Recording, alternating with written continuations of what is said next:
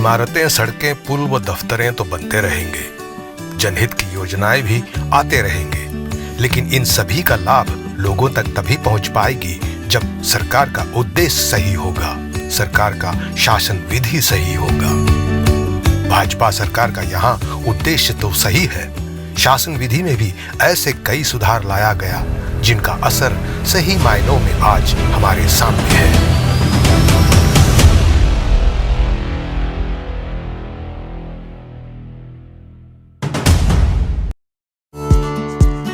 पिछले कुछ सालों से गांवों में चलाई जा रही सरकार आपके द्वार जिला प्रशासन को आम आदमी के घर तक पहुंचाने की एक सफल मुहिम। एक छत के नीचे बस्ती वालों को सरकार की हर सुविधा उपलब्ध कराई जा रही है। आज इन शिविरों के माध्यम से लोग अपने आंगन में ही सरकारी सुविधाएं जैसे electricity connection, gas connection, water connection, अलग अलग सर्टिफिकेट्स, जनहित योजनाओं व इनसे जुड़े प्रणालियों की जानकारी इत्यादि ले रहे हैं। लोगों को काम से दफ्तर जाना देखा था, दफ्तर को लोगों के पास आना नहीं। अरुणाचल प्रदेश एक 100% ट्राइबल राज्य है। यहाँ करीबन 26 जनजाति व 100 से अधिक उप जनजाति वास करते हैं। संख्या में कम होने के कारण इनकी भाषा व परंपरा की रक्षा करना सरकार का दायित्व बनता है। डिपार्टमेंट ऑफ इंडिजीनियस अफेयर्स की देखरेख में आज लुप्त होती जा रही ट्राइबल भाषाओं की लिपि तैयार किया जा रहा है और प्राइमरी लेवल स्कूलों में पढ़ाया भी जा रहा है। ईस्ट कामेंग जिला में स्थित न्यूबु न्यगम यरको पौराणिक गुरुकुल पर आधारित एक नया कंसेप्ट है जिसको सरकार पूरा सहयोग दे रही है। यहाँ बच्चों को आधुनिक शिक्षा के साथ साथ पारंपरिक संस्कृति का भी ज्ञान दिया जा रहा है।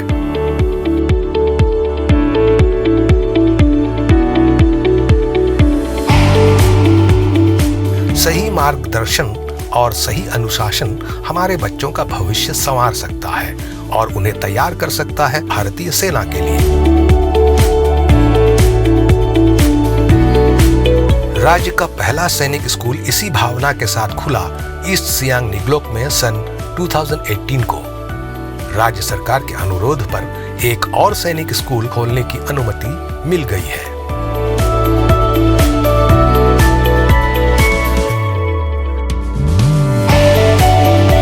पंचायती राज अरुणाचल प्रदेश में शुरुआत से ही रहा है, पर सही मायने में पंचायतों को पावर दिया नहीं गया था। 2021 को ही पेमा सरकार ने यह फैसला लिया कि पंचायती राज संस्थाओं को उनका हक दिया जाए जिससे वे ग्रासरूट लेवल पर अपनी जरूरत के मुताबिक डेवलपमेंट ला सके।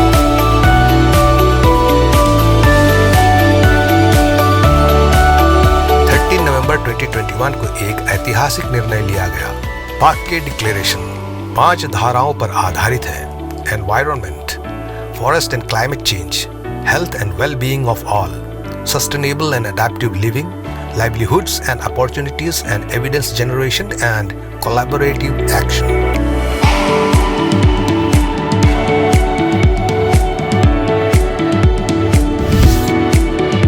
ई-गवर्नेंस की बात करें तो हमारा राज्य देश के अन्य राज्यों से बहुत आगे है। स्टेट सिविल सेक्रेटेरिएट आज 100% ई ऑफिस में तब्दील हो गया है।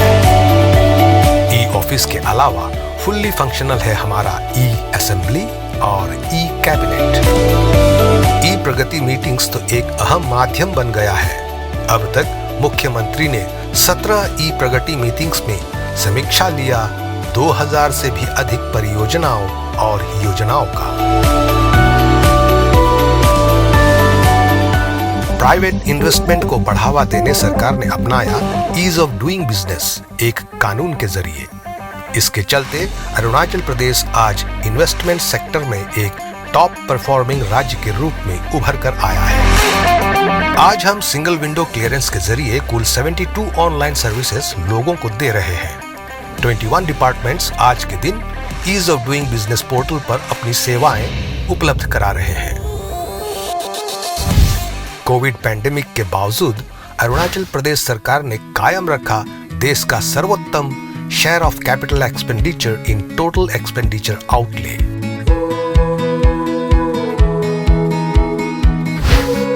इसमें कोई दो बात नहीं कि Arunachal Pradesh staff selection board इस सरकार का एक महत्वपूर्ण रिफॉर्म है, जिसके चलते आज सिर्फ काबिल युवकों को ही सरकारी नौकरी मिल रही है।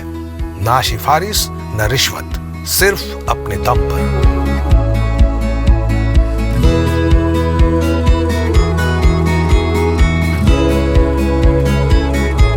उधर Arunachal Pradesh public service commission को भी मजबूत किया गया।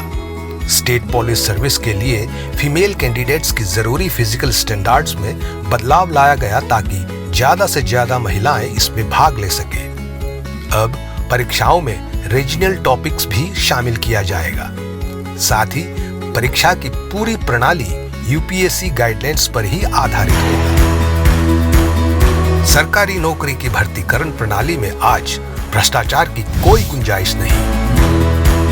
वैसे भी भ्रष्टाचार के खिलाफ मुख्यमंत्री पेमा खांडू का चेतावनी बरकरार है।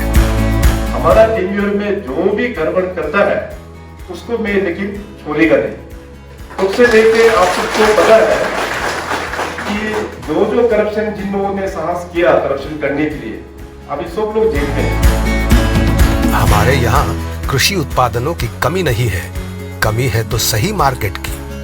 मुख्यमंत्री पेमा खांडू का मानना है कि भारतीय सेना जो हजारों की संख्या में यहाँ मौजूद है, एक अच्छा मार्केट साबित हो सकता है हमारे कृषि उत्पादनों के लिए। इसी मिशन के तहत हाल ही में लोकली प्रोड्यूस्ड सब्जियां का पहला कंसाइनमेंट बोलुंग, चुग और गुणानगर बस्तियों से रवाना किया गया फौजी भाइयों के लिए।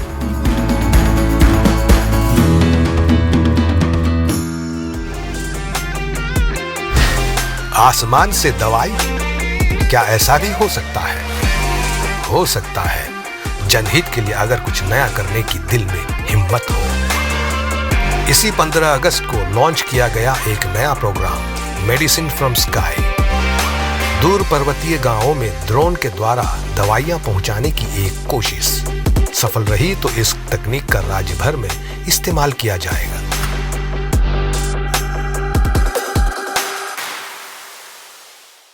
लहरों से डरकर नौका पार नहीं होती, कोशिश करने वालों की हार नहीं होती।